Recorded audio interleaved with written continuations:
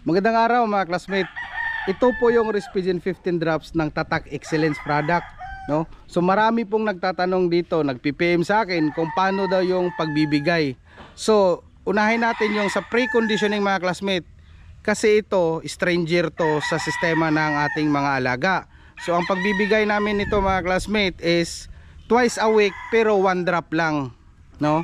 Bakit 1 drop lang? Ang nakalagay dyan sa instruction is ganito, 5 drops, 3 drops, so etc.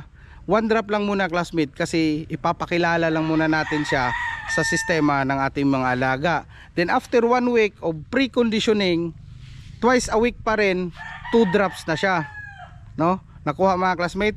Then after naman ng 1 week pa, pang 3 weeks na ng preconditioning, doon na kami nagti 3 drops na. Twice a week pa rin.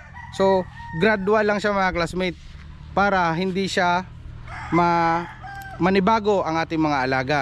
Ngayon, ang iba nag-o-off daw yung manok o yung alaga nila. Yung students ay nag-o-off kasi during keeping doon lang sila nagbibigay, no? Hindi naman off na kuan. Ang ibig sabihin is maapektuhan, no, yung ating mga alaga. So dapat pre-con pa lang nagbibigay na tayo ng Respigen 15 gradually. Then sa 21 days conditioning naman classmate, about dito sa Respigen 15, pwede kayong mag 5 drops. Wala namang problema yan. Pero tingnan nyo yung alaga nyo, yung students, kung okay ba sa kanya. Sa amin dito, nag 3 drops lang muna ako classmate. Kasi nagbibigay pa kasi ako ng Vitamax, nagbibigay pa ako ng Calci-X, nagbibigay pa ako ng Promotor 43. So marami na kaming binibigay. So tapos nagbibigay pa kami ng Progency doon sa tubig nila, no? So madami na.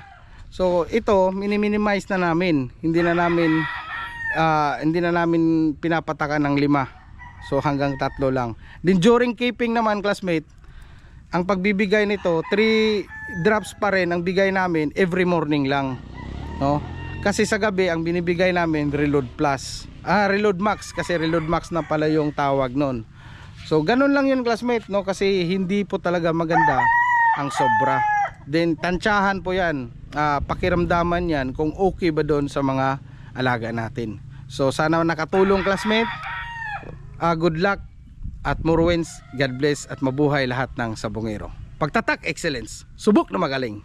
All right.